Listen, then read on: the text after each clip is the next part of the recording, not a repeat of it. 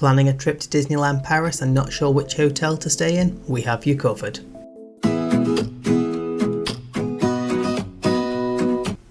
In this video, we'll talk you through all the Disney hotels from the value through to the best of the best and give you all the information you need to help make a decision.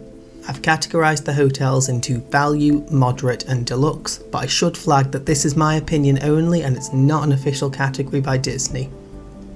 As you'd expect, the more expensive the hotel, the closer they are to the parks, typically situated around Lake Disney, with the most expensive hotel, the Disneyland Hotel, right outside the park entrance. All the value hotels or lower cost hotels are a little bit further away. Let's start with the perks you get staying on site or staying in a Disney hotel when you book a hotel and park ticket combination. All Disney hotels get extra magic hours, which means you get an extra hour in the parks, typically 8:30 to 9:30. All Disney hotels have character meets in the hotels, and all apart from one of the hotels has a complimentary shuttle service to and from the parks. If you're travelling by Eurostar, you also get the option of using the Disney Express luggage service. This means when you arrive in the Disneyland train station, you can drop your bags, collect your park tickets and head straight into the parks, with Disney then moving your bags to your hotel for you. And for us, the final big perk is access to the Disneyland Paris dining plans. These allow you to prepay for pretty much all your food up front, and it's a great way to budget. We're going to start with the hotels I would class as value resorts. We'll start with the one that's the lowest cost typically, but also the furthest away, Davy Crockett's Ranch. This is themed on an American frontier village with self-catering log cabins nestled in the woods.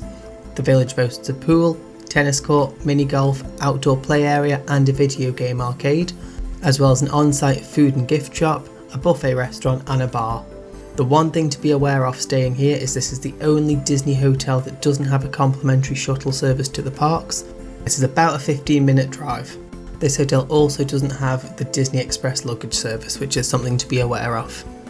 Next up is the Santa Fe Hotel. This is a 2-star resort that's a little bit closer to the parks than the Crockett's Ranch. The theming here is Route 66 and Cars Land, and the hotel has an indoor play area, shop, buffet restaurant, bar and a Starbucks. The latter is very useful because for standard rooms you won't get a tea or coffee making facilities, which was a little bit of a surprise to us on our first stay. The rooms are basic but comfortable, and if you're planning to spend most of your time in the park and don't want to shell out for an expensive hotel, this can be a great option. Moving on, the next hotel is Cheyenne. This is a 3-star Toy Story and Wild West themed hotel and my personal favourite of the value resorts. This has recently been rethemed and refurbished, and the hotel rooms for me are better than any of the other value resorts and actually better than some of the moderate resorts. We loved the theming here as well as the restaurant and bar. The hotel has also got a shop, indoor and outdoor play area, and you can book pony rides, which is a bit of a novelty.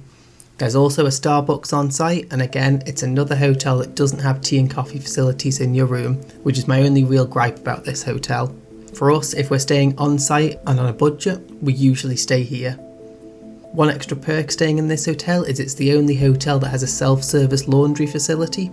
Not something that everyone will care about, but if there's a group of you or you're staying for more than a few days, this can be a godsend. We have an in-depth review of this hotel coming out in Q1 2024. One thing we've noticed most of the value hotels lack is enough plug sockets, and in some cases USB sockets, so make sure you bring a travel adapter or two if you choose to stay here. Now let's move on to the moderates, and for us there's 2 hotels in this category. The first is Sequoia Lodge. This is a 3-star hotel which I currently rate as a moderate, purely based on its location around Lake Disney and the general theming of the communal areas. The actual hotel itself is stunning, but the rooms are a little bit dated and, in my opinion, not quite as nice as Cheyenne. This said, Disney has announced that the hotel is going to get a full refurb soon, which I suspect will bring this back up to standard. The hotel has a forest lodge style with Bambi themed rooms and boasts an indoor and outdoor pool, 2 restaurants, a gorgeous bar, a shop, a kids corner and a fitness centre. The hotel is surrounded by trees, and in the winter this is a very cosy hotel. We recently put a video out and we'll leave a link to it in the description below. Moving on, we have Newport Bay. This is our first 4-star hotel and it is a beautiful hotel. The rooms are a little bit dated, but the rooms are nice and spacious, and some have balconies overlooking Lake Disney, which is lovely. The hotel has a classic New England style with a nautical theme and also boasts an indoor and outdoor pool, 2 restaurants, one of which is a buffet restaurant, as well as a shop, bar, fitness centre and sauna. In my opinion, this is definitely the best of the 2 moderates, and we've stayed here a few times and we love it. Now onto the deluxe hotels. For me, these stand head and shoulders apart from the other hotels, but also carry a larger price tag, and usually a significantly larger price tag. One of these has been fully renovated recently and the other one is nearly finished a renovation. If you've been to Walt Disney World Florida and stayed in their better moderates or any of their deluxe resorts, these 2 hotels are absolutely on par. First up, the Marvel Hotel. Now this is a 4-star hotel, so the same as Newport Bay, but so much nicer in my opinion. We've been able to stay here a few times and every time I am blown away with how stunning this hotel is. For Marvel fans, it's a must try and you could easily spend an entire day enjoying and exploring this hotel. It has 2 bars, with the Skyline bar being my personal favourite. The theming here is out of this world and the attention to detail is second to none. The hotel also has a table service and a buffet restaurant, and possibly one of the best buffets I've ever had in Disney, as well as a shop, indoor and outdoor pool, gym, a superhero meet station, which is probably the best character meet themed area in all of the hotels, a kids play area, basketball courts and a convention centre. The hotel rooms here are also way beyond the other hotels in Disney and they are amazing. You also get little extras that you'd expect at this price point, like a fridge in your room, bottles of water on arrival and plenty of PowerPoints. We recently put a video out on this and I'll include a link in the description. Last but by no means least is the Disneyland Hotel. Nearly opening at the time of recording, this is going to be special. It's literally on the doorstep of the parks as well. This royal themed hotel boasts character meets, royal makeovers for kids, as well as a kids club, a boutique, pool and health club, an amazing looking table service and some buffet restaurant, a bar, stunning hotel rooms, and suites if money is no object.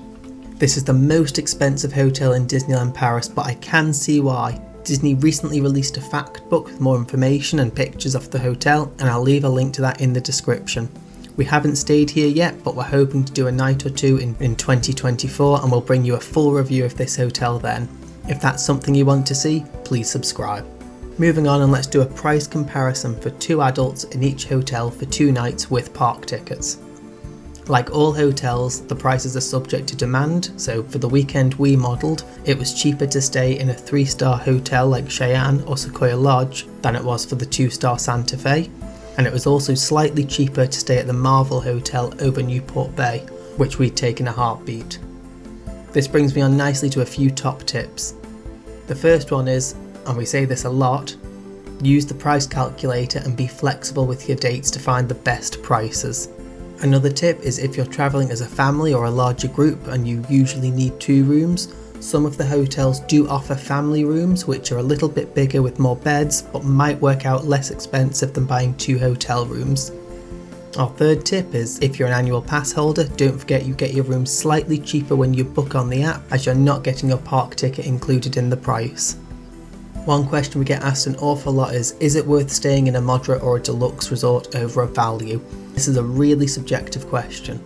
We love the Value Hotel Cheyenne, it's got great theming and it's at a reasonable price point. That said, if it's a big holiday or a special trip where we're not maybe running around so much and we want to spend some time enjoying the hotel, then we do love the high quality theming and immersion of the deluxe or moderate hotels.